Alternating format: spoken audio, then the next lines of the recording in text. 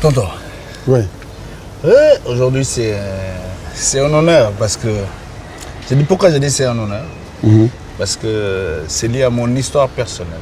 Je me rappelle quand je démarre le rap et que tout le monde me dit ton histoire là, ça va jamais marcher. Le seul qui comprenait où est-ce que... Et puis j'étais loin d'être dans le début du commencement de ma carrière. Tu es le seul à m'avoir dit et avoir dit à ceux qui disaient que ça ne marchait pas. Ce qu'il fait, ce jeune homme-là, c'est ça qui sera la musique de demain. Ouais. Et tu m'as défendu avec certains de mes patrons qui n'y croyaient pas. C'est pas qu'ils étaient méchants, mais ils ne voyaient pas là où on allait. Et toi, tu avais déjà vu ça. Donc voilà pourquoi on te rend hommage. On te rend hommage aussi à cause du parcours de l'orchestre Baobab. Donc on pense à Issa Sissoko, on pense à tous tes compagnons, Bala Sidibé, Ndiouga, tous ces gens-là. Enfin, il y en a tellement. On pense à eux. On te rend hommage parce que tous les musiciens qu'on a rencontrés de ta génération, ils disent que c'est le meilleur mélodiste. Si tu veux quelqu'un qui harmonise, va chercher Rudy Gomis. C'est un des meilleurs paroliers, m'a dit ma mère. Il y a beaucoup de superlatifs quand on parle de Rudy Gomis. Mais j'aimerais savoir, Rudy Gomis, d'où vient la musique pour Rudy Gomis? Je crois que c'est parce que mon père n'aimait pas à ce que je fasse la musique. Et moi, étant donné que j'étais têtu, donc je me suis dit que, bon, je ne vois pas pourquoi il va aller faire sa guerre, parce qu'il est militaire de carrière. Il va en Indochine, il bourlingue partout. Moi, j'étais là, à Ziguinchor ou à Dakar quelquefois. Et qu'il vienne se mettre à travers de mes projets. Bon, j'étais beaucoup plus jeune, mais moi, j'ai été têtu très jeune. Donc, ma mère, elle, j'écoutais tout ce qu'elle me disait. Elle est là, elle est d'ailleurs à Ziguinchor. Quand elle va entendre cette interview, elle va se dire, mais c'est pas croyable. Donc,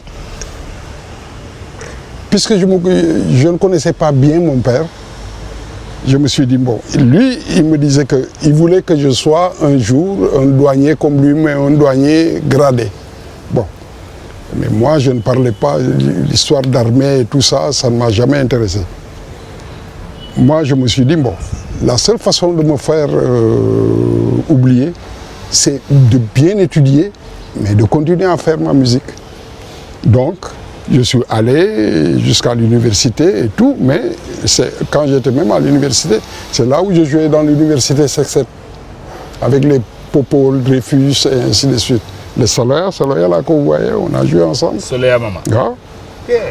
Bon, donc après ça, je suis allé au Sol Tropical, mais j'ai débuté au Palladium de Colobane, le Palladium de Jean Sogan. C'est là-bas où j'ai commencé à chanter et ce vieux-là m'a beaucoup aidé, Jean Sogan.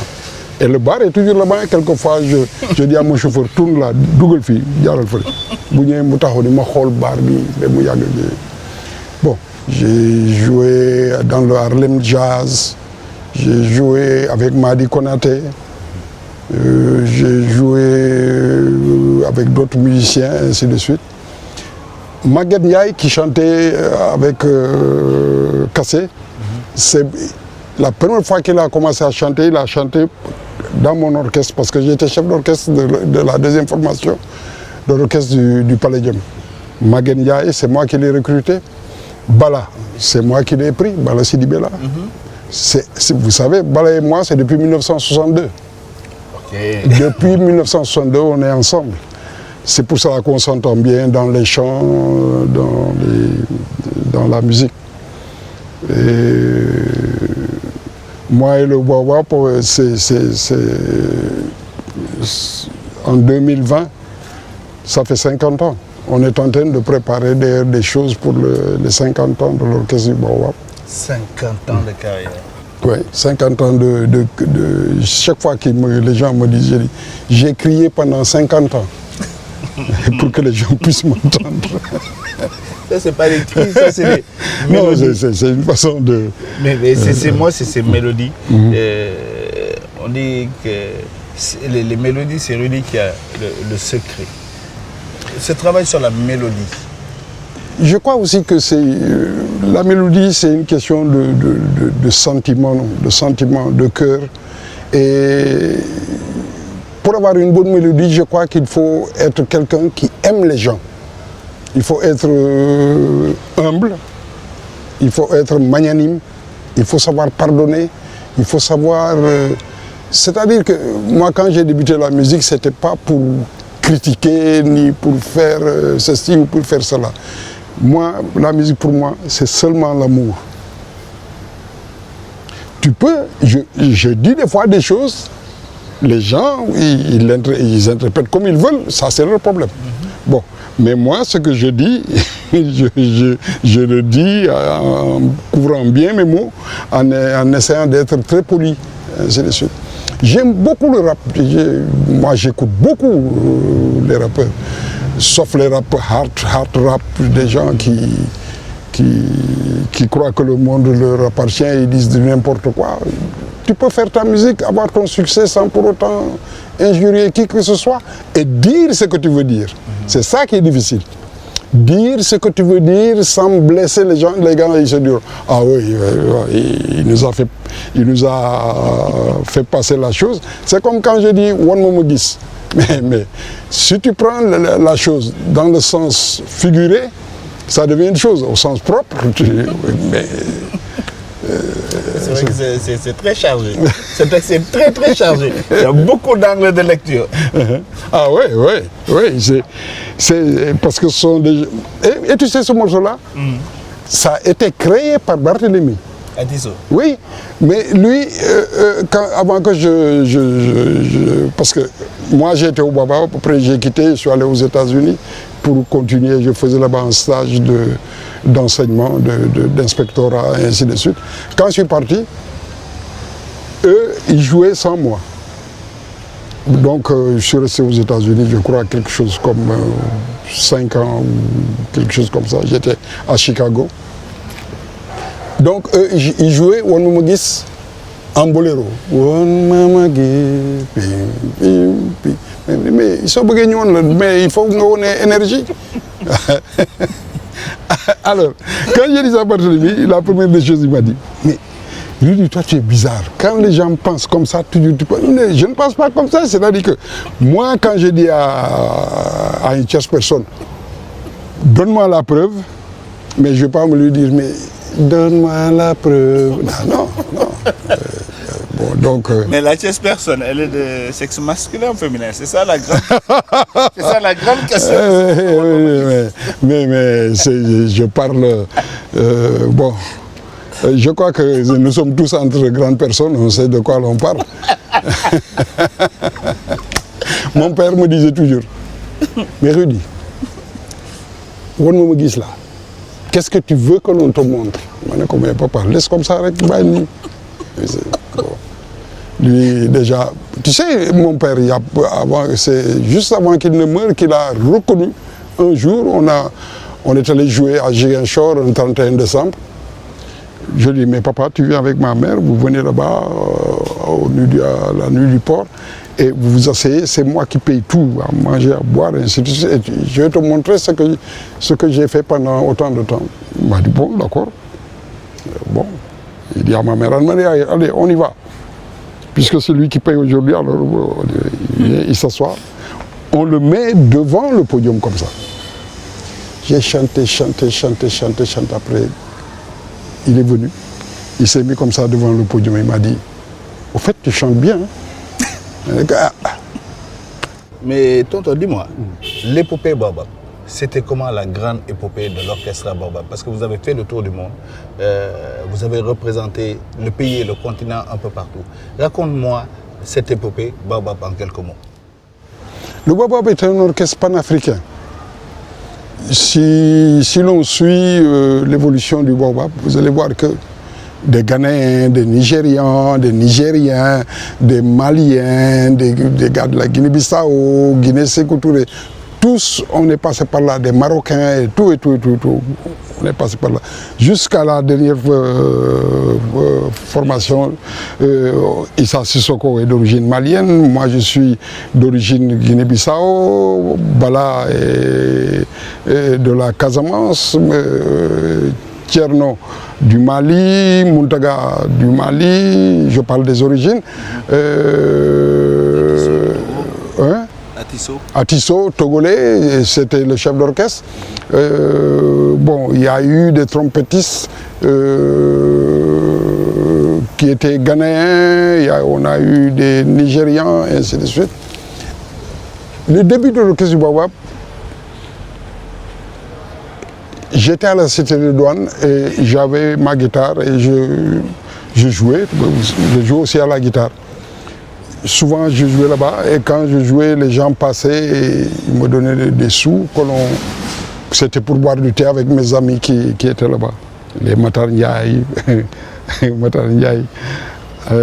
Ablaye Fall, Mali Fall, tous ces gens-là, ils sont là et ils vont écouter. Bon. Et c'était une façon de récupérer un peu d'argent pour pouvoir acheter notre propre thé, et ainsi de suite. J'étais au Miami, mais moi j'ai quitté, parce que moi j'étais un vrai requin. Bon, donc un jour, Adrien Senghor est venu là-bas. Il y a aussi bien 404 Bougnoul. Bonjour, bonsoir. Qui est Gomis parmi vous là? C'est moi. Ah, voilà, venez, on va causer. On est allé. Ouais. J'ai une boîte qui s'appelle le Baobab. Et je voudrais des musiciens. On m'a dit de venir vous voir. Et là, oui, je peux. Man, faut tout de khalis. Je peux. Ah bon? Oui. Et on voudrait commencer d'art. Ah bon? Ouais. Bon. Comment? Il suffit que vous me donniez un peu d'argent. Je vais aller au Miami, je vais chercher des musiciens. Au Miami, oui. Moi, j'ai 800 francs, c'est à 69 francs. Fin 69, 70. 69 la Khalis bi xam nga ma dugal son poste. 800 francs, waaw. C'était bon. Ah, t'as eu? Ouais. Donc, on est allé Modougou, Tok. Le premier que j'ai vu, c'est Bala. Bala, c'est lui. Ouais, Monaco Bala. J'ai vu une affaire. Moi, toi, toutes les affaires que tu vois toujours, ce sont de bonnes affaires. Je pars.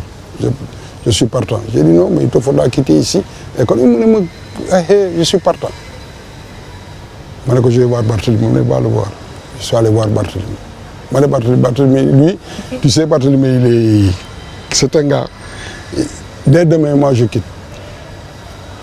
Bon. Je suis allé voir Medoun a refusé. Je suis allé voir Ndouga n'a pas voulu. Parce qu'eux, ils avaient calculé, si les gars partent, nous, on a de la puissance ici, quoi. Mais pareil, nous sommes bolés, à casser. Les Gomis, nous, nous, vie pour autres musiciens. Alors, dès le lendemain, les gars sont partis, on a commencé à répéter. La première formation du Baobab, c'était Barthélemy, Bala, Doutsek. Doutsek, là, que tu vois là, Doutsek a été le premier chanteur de folklore dans l'orchestre Baobab. Il avait dans les 17 ans, ou peut-être 15 ans, peut-être. Quand il chantait un morceau, après il allait se coucher, et si c'était son tour, on le frappait, il venait chanter. Bon, il y avait Doutsek, il y avait Bitey, timbaliste, il est de Saint-Louis. Il y avait Ndarim qui était toumbiste, qui est maintenant, je crois, en Autriche, ou quelque chose comme ça. Tchon est venu après. Tchon Sek. Ouais, Tchon est venu après. Tchon, il a fait avec le Baobab 17 ans. Wow. Tchon, 17 ans, il a fait 17 ans avec nous. Donc voilà l'originel du Baobab, la partie originelle, et ainsi de suite. Et quand vous tournez dans le monde, le succès de Baobab, c'était énorme. Oui, tu sais, on est arrivé à un certain moment ici, on avait tellement de la popularité qu'en fin de compte, c'est monté dans les têtes. Alors, c'est allé petit à petit, après un jour, les choses se sont cassées. Tchon nous a aidé à tout casser parce que c'est là où il a fait le Ramadan, et ainsi de suite. Il a essayé de prendre Barthélemy n'a pas accepté. Il avait pris Muntaga est allé vers lui.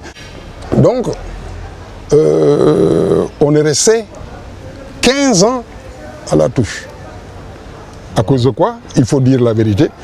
Quand on s'amusait, Youssou ne s'amusait pas.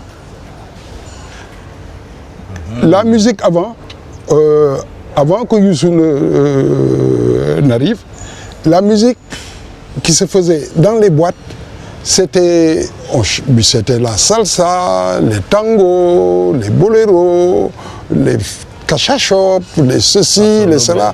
Mais le mbalax se faisait dans la rue. Sauf à Teleko, Sabari, on le faisait à la Médine, dans la rue. Hein?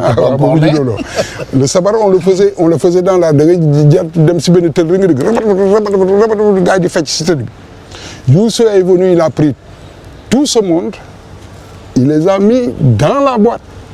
Il les a officialisés. Voilà. Et ensuite, le ventilateur aidant, parce qu'il faisait chaud, les gens allaient là où ça ventilait. La salsa a commencé à décliner. Et c'est vrai que ce chant, pourtant des gens comme Diogadia avaient amené le chant Ngewal un peu dans Baobab. Oui, mais nous, étant donné qu'on était l'orchestre, comme je te dis, parce que c'était un orchestre panafricain, tu ne pouvais pas avoir ton balak pur dur que l'on voit là. Par exemple, c'est nous les premiers à utiliser le talking drums dans un orchestre. Après, on s'est dit non, on ne veut pas de ça, ça fait trop de bruit. Bon, le sabar, on l'a essayé.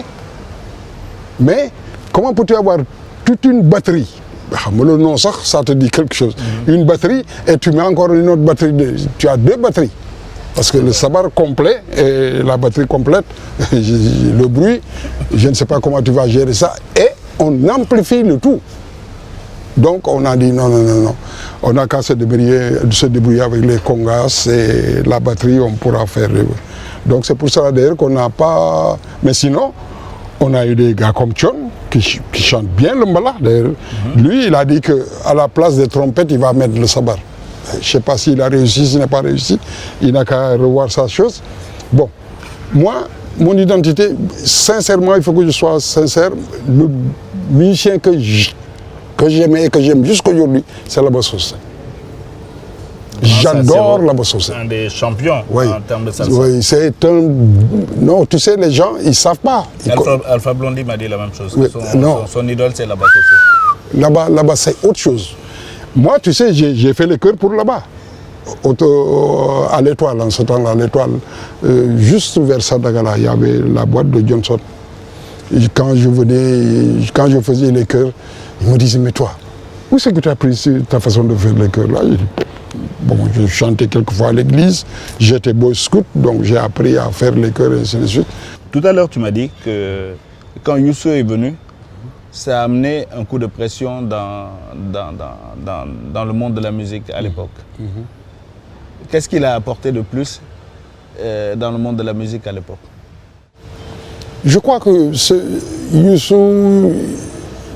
Tu sais, comme je t'ai vu une fois quand on était à Saint-Louis, que j'ai dit à Roger, tu vois ce gosse-là, tu vois ce qu'il fait là? C'est ça la musique de l'avenir. C'est ce que j'ai... Avec Youssou, j'ai fait la même chose. Il venait, il chantait de temps en temps avec nous. Et je disais aux gars, vous voyez ce gosse-là, c'est un phénomène. Qu'est-ce qu'il avait de spécial? Il faut voir Youssou en train de chanter. Il ne blague pas. Quand il chante, tu le regardes. Tu sais, il y a beaucoup de musiciens qui ne savent pas faire ça. Moi, je me sors dans mon coin, je regarde le musicien, je le regarde du pied à la tête et je regarde comment il aborde le chant et tout. Tu vois que c'est un gars qui est convaincu de ce qu'il fait. Il croit en ce qu'il fait. Il y a le musicien qui chante comme ça pour avoir du pognon ou bien pour que les autres le regardent ainsi. Il y a celui qui chante parce qu'il se dit « il me faut réussir ce coup-là ». Et Youssou, quand il chante, tu le sens. Bon, je vais te donner un exemple. Tu prends Dembe, son morceau-là, Dembe.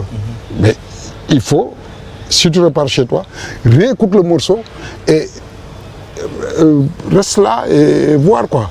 Et tu essaies de comprendre. Et il a une voix qu'il peut manipuler comme il veut. La meilleure voix ici dans le chant du Malala, c'est Thione Seck que tu vois là. Le meilleur parolier dans le Mbalax, c'est Thione Seck. Mais la conviction, la ténacité. Mais tous les grands chanteurs sont des gens qui sont perfectionnistes. Ce sont des gens qui, quand ils commencent, dès l'instant où il dit 1, 2, 3 et qu'ils rentrent, tu sais qu'ils ne s'amusent pas. Il faut être d'embellir. Mais Youssou dit la même chose de toi. Il dit que le seul Boko Doy, en termes de chant et de mélodie et de chœur, c'est Rudy Gomis. Oui, mais ça c'est son choix. Il me l'a montré une fois. Hein. Youssou m'a appelé une fois, c'est sur son morceau là, Contre-courant. Il paraît qu'il a cherché des gars pour lui faire le chœur là, partout. Après, il est venu grand. Je suis battre grand là, moi. Battre grand. Donc, je fais le chœur. Je dis chœur, waouh. Si ça m'a je suis waaw dafa am ñetti morceau yoo xam ne dama bëgg nga defal ma si sa affaire yow yaa koy kii yooyu mais c'est très difficile ma ne ko déet peut-être toi tu trouves que c'est difficile mais bu ne c'est très difficile quand tu donnes un boulot à quelqu'un ne lui dis pas que c'est très difficile ma ne ko puisque c'est très difficile tu payes Youssou ne ma bon d'accord mais morceau bi man chaque morceau combien il m'avait dit combien bon tu sais il a trop de pognon bon mu ñëw mu ne ma bon xaw ma ñaata semaine ngay def pour kii ma dem ñu teg affaire bi mu déglu marché bi ma ne ko ma ne c'était son frère qui était waaw ma ne ko mais lii laa war a def ni kii kër yi mu ne waaw ma ne ko moom placé ma affaire yi ma réglé ko léegi ngeen fay ma dem suma boobu Youssou nekk fa dem na ma réglé affaire bi yëpp man ak Bala il a même supprimé la voix de Bala boo déglu son baat rek ngay déglu il a tout supprimé ma defar lépp après ma ne ko woo leen ko mu ñëw fay ma damay dem suma mu ñëw ñu ne ko mu ne alors benn morceau bi pare kii di ko il a tout fait loolu nga ma waxoon ne moo bëgg loolu la defee exactement te kenn wax ko dara mu dee yëpp je crois qu'il m'a payé quelque chose comme 4 millions et je n'ai fait que 2 heures de temps. Je confirme, il a beaucoup d'argent. Ah oui? Je confirme. Non, je confirme, il a beaucoup d'argent. Non, il y a tam quoi lolo. Mais tonton, aujourd'hui franchement, on est très honorés. On avait vraiment envie de te rendre hommage. Et mes musiciens ont essayé de travailler Wonno Magis. Et on a essayé d'apporter quelques petits trucs dedans. Mais ça, on va te laisser découvrir. Ce sera une surprise. Ok. Et mais franchement, moi, j'ai la pression. Parce que je revois toutes les routes du Sénégal qu'on a faites ensemble. Moi, étant tout petit, et toi qui m'as donné tous ces conseils. Donc, mettre mon groupe devant toi, connaissant le perfectionniste que tu es et le parcours que tu as, déjà, je t'avoue que j'ai la pression. Mais j'aimerais qu'on aille voir ça. Mais avant ça, j'aimerais que tu me dises Gatar. Le mot Gatar, ça veut dire quoi? Gatar, c'est le bambou en Wolof. Ah, ok. Donc, le bambou a beau durer dans l'eau. Il ne sera jamais un caïman. Madame Enerek, Gatar, nous yag si biir di soppale ko mu jessik. Et ça, des femmes ñu may garawale tam fofu. Ok. Et après tu dis loi. La loi là, comme la loi Idinos, la loi nous appartient.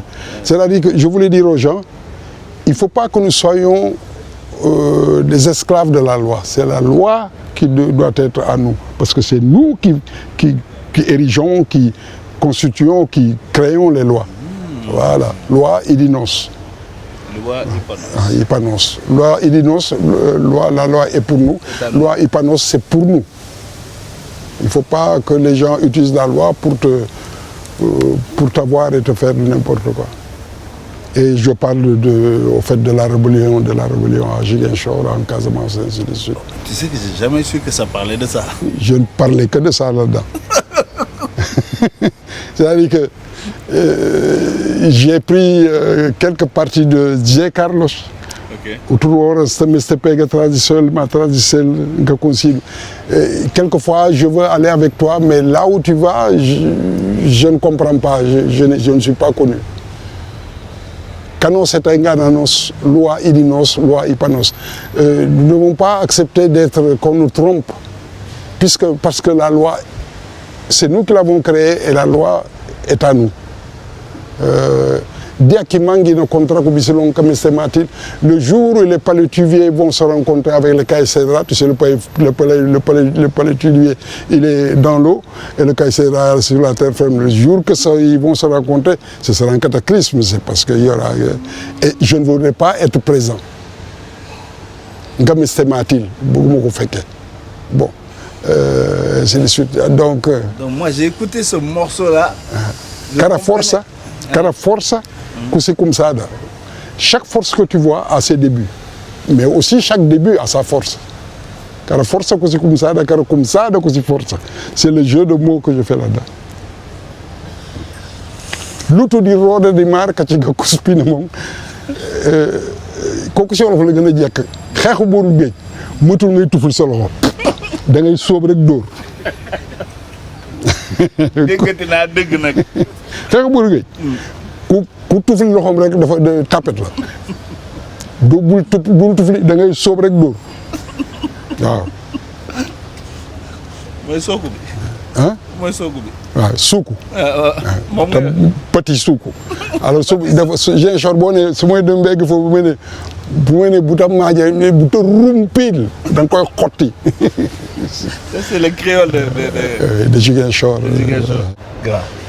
Alors que tu vois ce que les enfants font. Ce que les gens font. Parce que là tu me ramènes trop. On m'a déjà parlé de ce qui se passe là. On m'a bien parlé. Ok, on va y aller. Ok.